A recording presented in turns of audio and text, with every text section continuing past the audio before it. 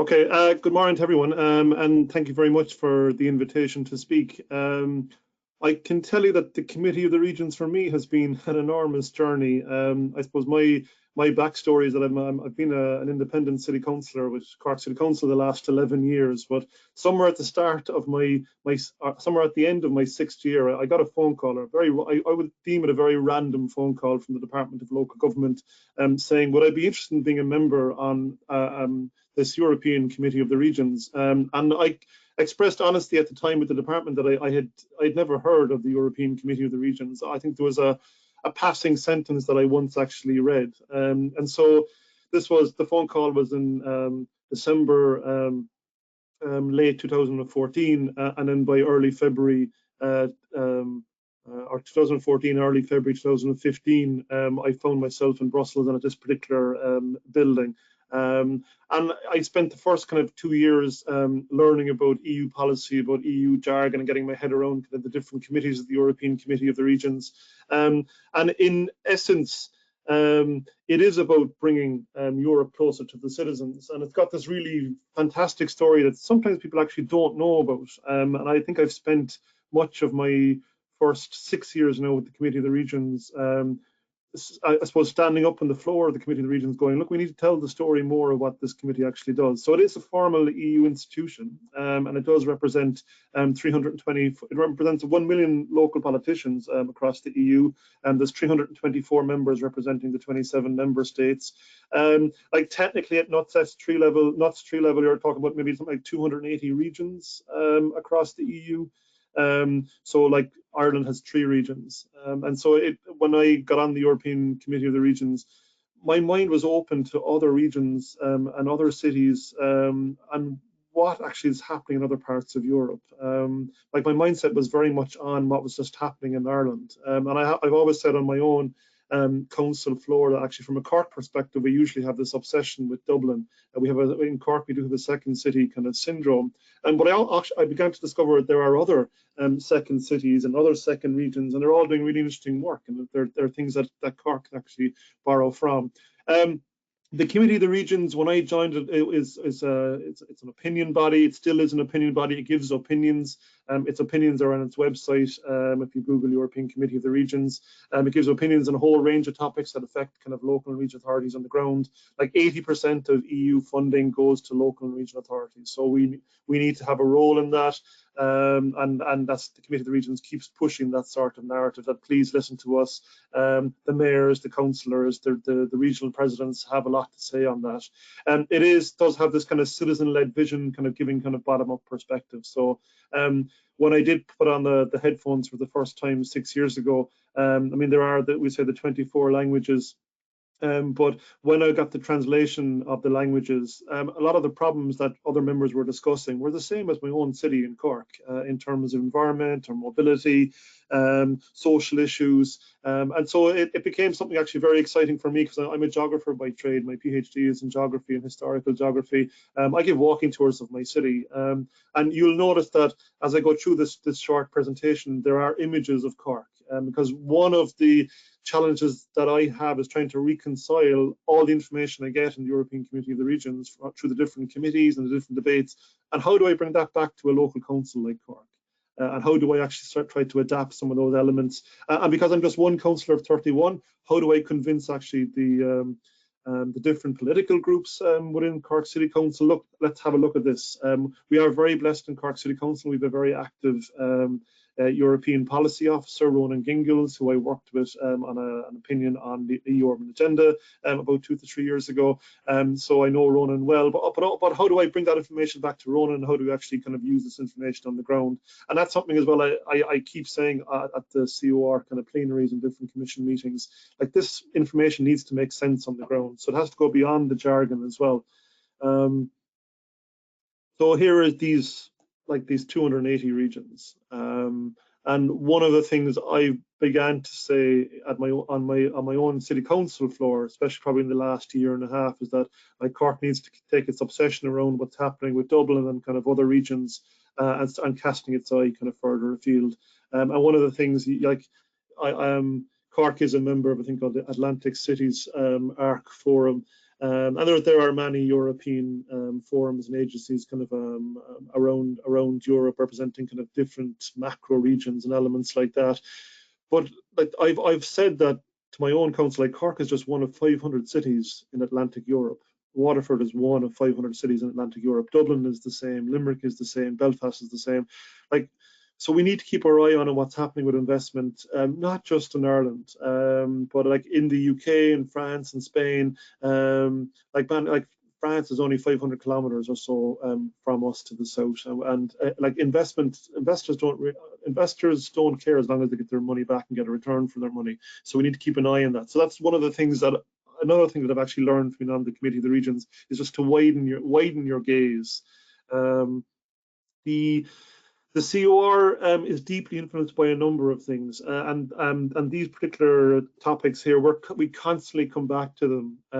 I mean, the thing about being on a committee for 6 years is that there are going to be the same themes that come up again and again and again, and then you kind of have to make the point going, well, what did we agree on the last time, and where are we at now, and how do we push that narrative forward? So we're constantly talking about regional disparities between regions, between cities, and we're constantly talking about social disparities, unemployment, and the territorial demands for infrastructure, the calls for investment into good broadband, the need for responses to climate change adaptation, solutions to cross-border challenges, enhancing the connection between local government and regional national government, and also the last year we've the last few months really looking at this kind of post-COVID narrative. So what will the recovery look like? How do we actually release the REACT EU funds, the emergency funds to member states and filter those down onto local and regional authorities? And I suppose another narrative that I've probably pursued the last year in my own council, and I suppose by default I'm a member of the Southern Regional Assembly as well, is that local authorities need to fight more for EU funds, because something like €1 million, which could be pocket change in EU terms, in EU financial terms, creates a public park or a new bridge in a city such as Cork, and that has been the case with the Mary Ellen's Bridge, and also we're working on a park at the moment, the Marina Park, in the southeast side of Cork City, and so it's important that local government are aware, and I'm a big advocate as well, that every local authority in Ireland should actually have a European development officer, European knowledge development officer, European funding officer, somebody actually go on the ground, European research officer, and that's something that I've asked for as well, that we keep fighting for at Southern Regional Assembly level. I suppose the COR is trying to chase this kind of post-crisis Europe narrative as well. The last 2 years, like anytime I went to Europe, they kept talking about Europe in crisis and the EU in crisis. And the thing about the Committee of the Regions is that the more you kind of throw yourself into the debates, the more you're actually, the COR actually pulls you in to be someone they can send to different cities and regions to represent them. And the more I was standing up to kind of debate issues and putting issues forward, the more actually they were sending me on field trips and on kind of these 2 or 3 day missions to Poland or Slovakia, in particular into Eastern Europe, and places I'd never, before I joined the COR, I'd never actually gone beyond Germany. In terms of east of Germany, never been to Poland, Slovakia, Romania, Bulgaria, and my eyes were completely opened kind of on that journey as well. But everywhere I was sent into, we'd say on field work and on a COR mission, people asked me the same question, like, are we on the right track? And some places that I went into, they were looking at their problems, and they wanted to turn their problems into opportunities. They wanted to turn their ambition into growth and stability. They wanted to kind of they wanted to kind of create kind of added value. So, and I was kind of sent in to talk about the Committee of the Regions and the work they're doing in the different work programs. And I want to share some of that with you actually as we kind of go on. The added value paradigm is extremely important to the Committee of the Regions, like the sharing of best practice and knowledge. You would imagine that if you have 320 members in the room, some of them are mayors, regional presidents, local councillors, the amount of knowledge is enormous. And I've always kind of said that that is a major value for the Committee of the Regions. People within the European COR works very closely with the European Commission and its different Directorate Generals or different DGs. And some DGs we have a closer relationship than others. So we have to keep kind of pushing our opinions. So if we do an opinion document, like you can't just, it'll go to the European Commission, but you need to follow it up. You need to make a phone call. You need to kind of send an email. You need to meet the person on on Zoom or on WebEx and get a sense of where they're coming from. But sharing best practices is important. Also to see borders as some sort of frontiers of ideas. It's not just a border like that you're restricted going from one area to another. That there are ideas, especially cross-border projects. We've seen what the peace projects have done in Northern Ireland, and we've seen the other kind of we say a dozen or so projects as well between Northern Ireland and the Republic and what they have done to enhance peace, but also bring an added value to the local communities there. And we've also seen as well what the Ireland Wales programme actually has brought to the country as well. Inclusiveness and connections are important, partnership and opportunity. Sometimes, I think in Ireland we do partnership very well, but when you go to Eastern Europe, they don't do partnership as well. There's a lot of historical legacies of kind of past communist practices, and so it's difficult for everyone to get around the table to discuss things. And that's kind of one of the things I also learned, that like partnership isn't easy. It actually takes work. And also the Committee of the Regions, because it's made up of 327 members, it takes work. Everyone's coming from different perspectives. And dialogue is important, respecting the diversity and unity, interoperability between kind of regions, especially around the cross-border. How does that actually work? So these are all they're also interesting narratives, and the Committee of the Regions has been working on. Now, but if you take some of those European jargon words and plug them into cities and regions, you do get a type of what I call acupuncture treatment of cities and regions. I have a lower back problem. I'm into horse riding and got thrown from a horse about 3 years ago in a lower back operation, and I'm getting acupuncture ever since, and I get about 25 needles into my lower back every week. And the thing about acupuncture is that it's not going to solve your lower back in 1 week. It actually takes time to spread out the muscle and get the muscle actually working. And I always think as well that these kind of added value elements and the narratives that CUR actually works on, they're also like pins kind of going into cities and regions. You're not going to change things overnight. Some regions, you might change things over a few short years. Other regions will take you a longer time to change. But certainly if you use this kind of acupuncture treatment, as I call it, you can reimagine cities as the future of Europe. That apart from member states doing all the heavy lifting of building the EU, there's a huge role for cities and regions within the future of Europe. Huge role for cities and regions to build the growth that the EU actually needs. A huge that we have more place-based thinking, that like one size doesn't fit all the member states in terms of policies coming down from the European Commission. Also, we can begin to look at cities and regions as laboratories, places where you can sit down, discuss items and kind of move forward, as learning platforms, as test beds, as champions of looking beyond, we say, GDP indicators, like cities and regions as innovators. And these things are also very important to the Committee of the Regions. Now, in terms of other kind of aspects, I mean, yeah, funding is important to the Committee of the Regions. And we do have a lot of discussion on ERDF and ESF and EIB, and we do kind of, as I say, send on the CUR opinions, and we do have knowledge exchange platforms. We do a lot of work on Champion Horizon Europe and ESPON and EU Urban Agenda, and it does sound like that we look at everything, but yeah, anything that actually affects cities and regions, we do actually have a look at.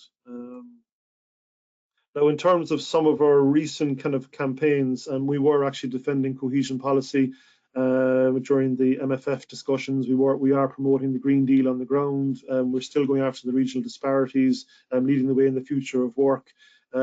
Still constructing these kind of quadruple helixes and kind of partnerships. We're still looking at things like the digital single market, the EU social pillars.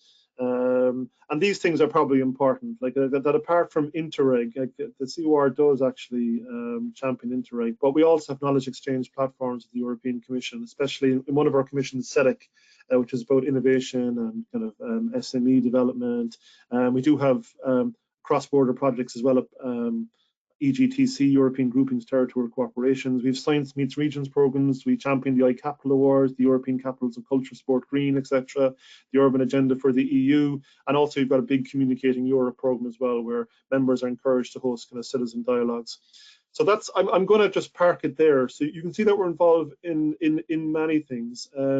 But if I suppose one of the questions that was given to David just before he closed is that should you start preparing straight away for your ETC project?